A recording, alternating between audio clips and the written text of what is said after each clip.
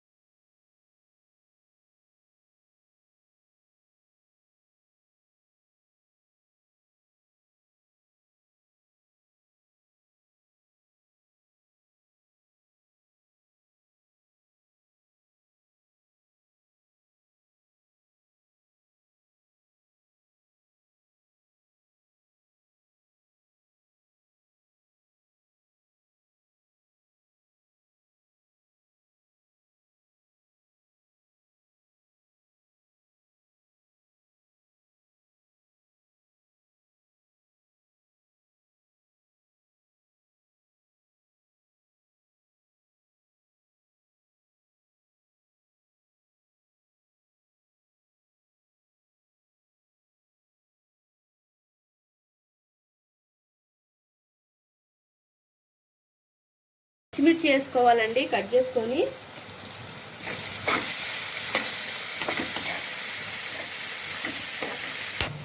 చూడండి, ఆనియన్ మగ్గిపోయింది. ఇప్పుడు నెత్తళ్ళు వేసుకుందామండి.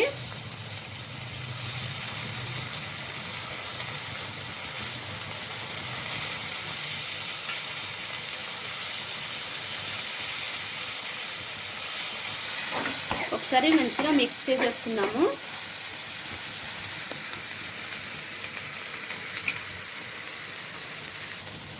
ఒక స్పూన్ పసుపు అండి,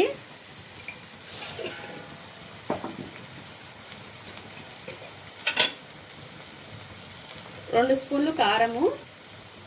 కొంచెం కారం ఎక్కువ పడుతుందండి, ఇంకొంచెం వేసుకోవచ్చు.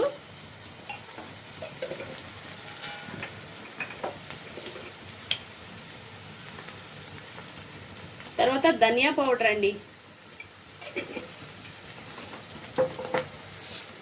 మళ్ళీ ఒకసారి మంచిగా కలిపేసుకోవాలి.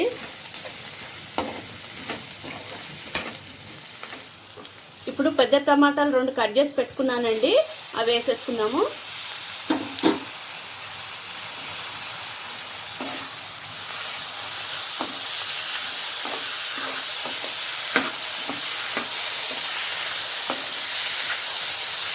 చూడండి, కొద్దిగా వాటర్ పోసుకుందాం ఇప్పుడు.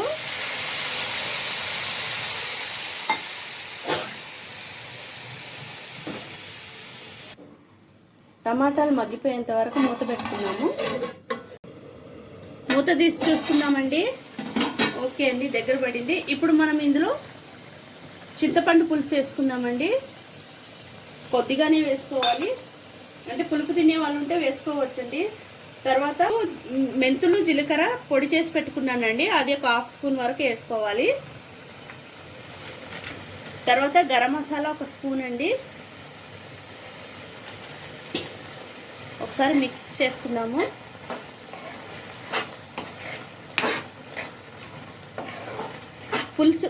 పులుసు పోసే కర్రీలో దేంట్లోనైనా అండి మెంతులు జీలకర్ర పౌడర్ చేసుకొని పెట్టుకొని అది వేసుకుంటే చాలా టేస్టీగా ఉంటుందండి. ఓకే అండి, ఒక 2 మినిట్స్ ఉంచేసి మనం స్టవ్ ఆఫ్ చేసుకోవచ్చు. మూతాము 2 మినిట్స్. చూడండి మన మెత్తల కర్రీ రెడీ అయిపోయిందండి. చాలా ఈజీగా సింపుల్గా చేసుకోవచ్చు. అంటే ఎక్కువ ఇంగ్రీడియంట్స్ ఏమీ అవసరం లేవు వీటికి. చాలా టేస్టీగా ఉంటుందండి. పిల్లలకు కూడా తెలియదండి, చిన్న చిన్నగా ఉంటాయి కదా, అన్నంలో కలిపి తినిపించేయచ్చండి. ఓకే అండి. దీంట్లో కావాలనుకుంటే మనము బాయిల్ చేసిన ఎగ్స్ కూడా వేసుకోవచ్చు. ఇంకా పులుసు కావాలంటే ఎక్కువగా మిగుల్చుకోవాలి. కాకపోతే నేను కొద్దిగానే చేసుకున్నాను, పులుసు ఎక్కువగా పెట్టుకోలేదు. ఓకే అండి. మీకు నా వీడియో నచ్చితే లైక్ చేయండి, షేర్ చేయండి, సబ్స్క్రైబ్ చేయండి ప్లీజ్.